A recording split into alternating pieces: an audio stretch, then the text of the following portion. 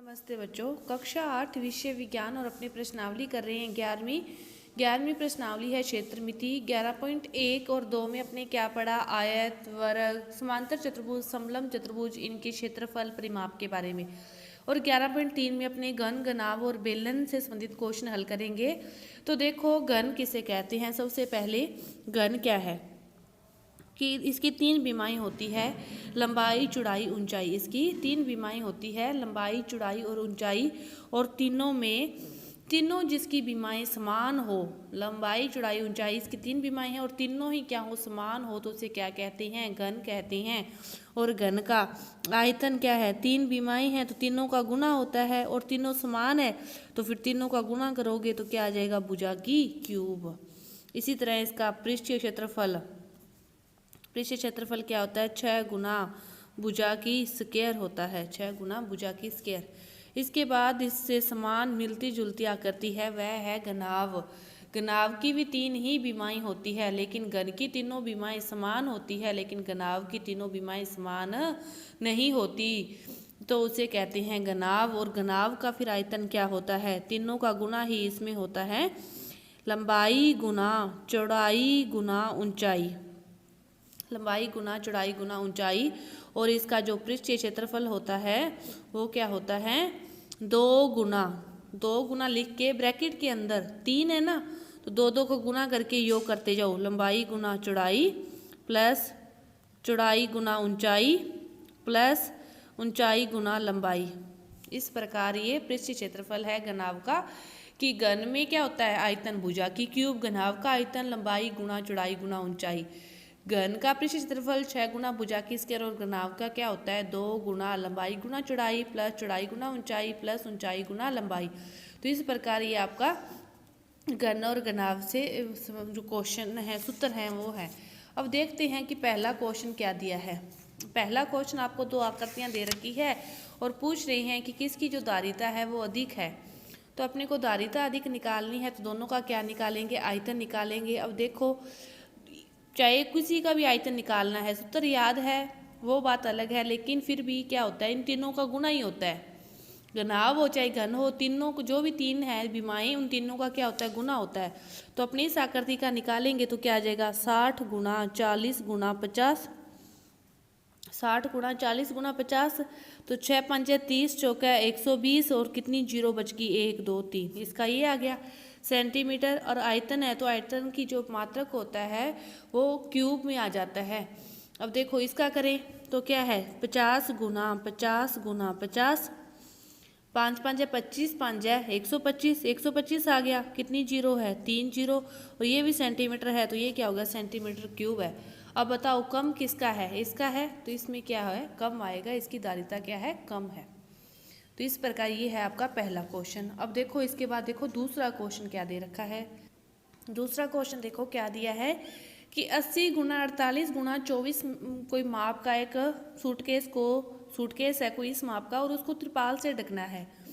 और ये तो एक सूट का आपको बता रखा है, वो कह रहा है कि ऐसे 100 सूटकेसों को त्रिपाल से ढकना हो तो 96 सेंटीमीटर चौड़ाई वाले कितने मीटर त्रिपाल के कपड़े की आवश्यकता होगी? 96 सेंटीमीटर चौड़ाई का कोई है तो उसके कितने, तो देखो आपको क्या दिया हुआ है कि 80 सेंटीमीटर गुना 48 गुना 24 कोई आपको दे रखा है सूटकेस। तो सूटकेस की ये लंबाई चौड़ाई ऊंचाई होगी। और आपसे पूछा है कि 100 सूटकेसों को ढकना है ऐसे ही। और त्रिपाल की आपको क्या दे रखी है? चौड़ाई दे रखी है, लंबाई दे रखी है। और आपसे क्या पूछा है? चौड़ाई पूछ रहा है कि त्रिपाल की जो लंबाई तो 96 है और चौड़ाई ज्ञात करो। तो देखो अपने इसका क्षेत्रफल निकालें तो त्रिपाल का क्षेत्रफल उसके क्षेत्रफल के फिर बराबर होगा। तो यही अपनी बात, फिर ही त्रिपाल आएगी ना उस पर। तो त्रिपाल की आपको लंबाई दे रखी है, चौड़ाई पूछी है, तो ये तो हो गया आयत। तो आयत की फिर लंबाई गुना चौड़ाई क्षेत्रफल होता है। और ये अपने पास घनाभ है और घनाभ का क्षेत्रफल निकालेंगे तो घनाभ का जो पृष्ठीय क्षेत्रफल होता है वो क्या होता है? 2 गुना लंबाई गुना चौड़ाई प्लस चौड़ाई गुना ऊंचाई प्लस ऊंचाई गुना लंबाई। ये हो गया अपने पास घनाभ का क्षेत्रफल। तो घनाभ का जो क्षेत्रफल करेंगे इसको आपको इसको हल करोगे तो आपके पास जो आएगा वो आएगा सेंटीमीटर स्क्वायर। ये क्या आया आपके पास, घनाभ का जो है क्षेत्रफल। और अपने पास जो एक त्रिपाल का होगा, तो त्रिपाल अपने पास है, उसकी दे रखी है, लंबाई चौड़ाई निकालनी है और उसको इसके क्या कर दो, बराबर रख दो। बराबर रखोगे, क्षेत्रफल दोनों का बराबर होगा, तो 96 का क्या कर देंगे, भाग देंगे, तो आपके पास आ जाएगा 144 सेंटीमीटर। क्या आ जाएगा, 144 सेंटीमीटर। तो आपसे ये तो एक की है, ये तो एक की है, और आपसे कितने की पूछा है, 100 की पूछा है, तो फिर इसको क्या करोगे, 100 से गुना कर दो। 100 से गुना कर दोगे तो आपके पास आ जाएगा 14,400 सेंटीमीटर। लेकिन आपसे किस में पूछा है, आपसे सेंटीमीटर में नहीं पूछा, उसने वो पूछी है तो किस में, मीटर में पूछी है कि कितने मीटर। तो मीटर बनाने के लिए सेंटीमीटर को क्या करते हैं, 100 से भाग देते हैं, 2 जीरो से 2 जीरो कट गई, तो 144 मीटर कपड़े की या त्रिपाल की आवश्यकता होगी। तो ये आपका था दूसरा क्वेश्चन। तो इस प्रकार के क्वेश्चन में यदि किस अकॉर्डिंग है आयतन है, तो आयतन को बराबर रखोगे, इसमें पृष्ठ क्षेत्रफल के हिसाब से था, तो इसमें क्या बराबर रखा आपने, पृष्ठ क्षेत्रफल बराबर रख के वहाँ से चौड़ाई निकाली, फिर उसको 100 से गुणा करके और फिर उसको मीटर में बदलने के लिए 100 से भाग दे दिया। ये था आपका दूसरा क्वेश्चन। तो इसके बाद देखो तीसरा क्वेश्चन क्या दे रखा है कि घन की भुजा ज्ञात करनी है और घन का उसका पृष्ठ क्षेत्रफल दे रखा है सेंटीमीटर स्क्वायर, 600 सेंटीमीटर स्क्वायर क्या दे रखा है, पृष्ठीय क्षेत्रफल दे रखा है, और आपसे क्या पूछी है, भुजा पूछी है। तो भुजा पृष्ठ क्षेत्रफल का सूत्र क्या होता है, 6 गुना भुजा की स्क्वायर, 6 गुना भुजा की स्क्वायर, और किसके बराबर है, 600 के, और फिर भुजा की स्क्वायर का मान निकालना है, गुना में 6 है, किस में चला जाएगा, भाग में, तो आपके पास कितना आ गया, 100, और फिर भुजा मान निकालना है, तो कितना हो गया, √100, इसका वर्गमूल करोगे तो आपके पास भुजा का मान कितना आ गया, 10 सेंटीमीटर आ गया। क्या दिया हुआ था, पृष्ठीय क्षेत्रफल दिया हुआ था, तो पृष्ठीय क्षेत्रफल का सूत्र लगाकर उसको बराबर रख देंगे और वहीं से भुजा का आप मान निकाल लोगे। तो इस प्रकार ये था आपका तीसरा क्वेश्चन। तो इसके बाद देखते हैं अगला चौथा क्वेश्चन। इसके बाद देखो अगला क्वेश्चन है चौथा, क्या है कि 1 गुना 2 गुना 1.5 माप वाली कोई पेटी है और उसको कोई पेंटर पेंट करता है, तो वो क्या करता है, कोई पेंटर है वो पेंट करता है, लेकिन वो क्या करता है, तल को छोड़ देता है और बाकी जगह को पेंट कर देता है। तो आपसे पूछा गया है कि जो पेंटर है वो कितने क्षेत्रफल को पेंट करेगा। तो पहले तो आप क्या करोगे, संपूर्ण पृष्ठ क्षेत्रफल ज्ञात कर लोगे और फिर तल का ज्ञात करके संपूर्ण में से घटा दोगे, तो आपके पास वही पेंट क्षेत्रफल आ जाएगा जिसको पेंटर ने पेंट किया है।